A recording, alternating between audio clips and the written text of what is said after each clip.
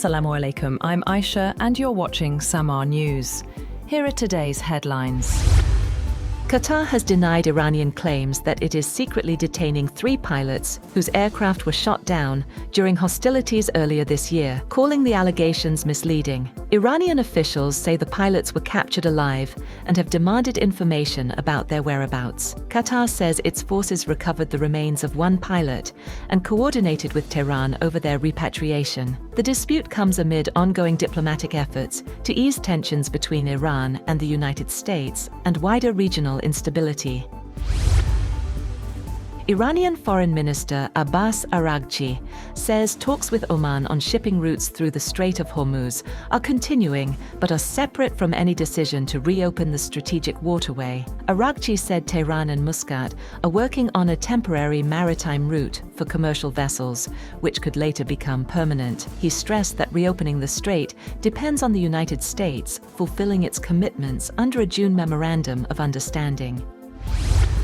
President Donald Trump has declared that he will soon declare the Strait of Hormuz a territory of the United States, although it was unclear whether the remark represented a serious policy proposal. However, Iran immediately rejected Trump's remarks, insisting that Tehran alone controls decisions over whether the Strait of Hormuz is open or closed. Iranian Deputy Foreign Minister Kazem Garibabadi said Tehran would not be intimidated by US threats or a display of military force. Iran's embassy in South Africa has claimed that White House Press Secretary Caroline Leavitt resigned after a reported disagreement with US President Donald Trump. The White House has rejected the allegation, calling the Iranian embassy's claim false. The statement came after the Iranian embassy shared a social media post accusing Trump of abandoning his officials while facing security threats. The embassy appeared to link its claims to reports surrounding Trump's return from Turkey and an alleged Iranian threat.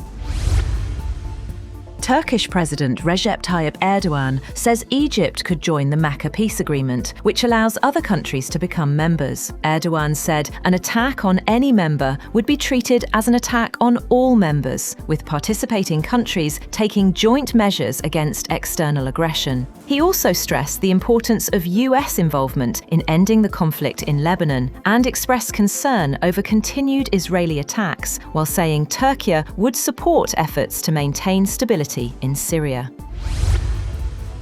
Hezbollah has condemned recent Israeli attacks across southern Lebanon, accusing Israel of an act of aggressive escalation and targeting civilians. According to Al Jazeera, the group has said Israel expanded its strikes to a house near Ansar village and a building in Deir al-Zarani. Hezbollah accused Israeli Prime Minister Benjamin Netanyahu of seeking to escalate the conflict for domestic, political and electoral gains. Hezbollah has criticized the Lebanese government, calling on authorities to focus on stopping Israeli attacks rather than pursuing negotiations.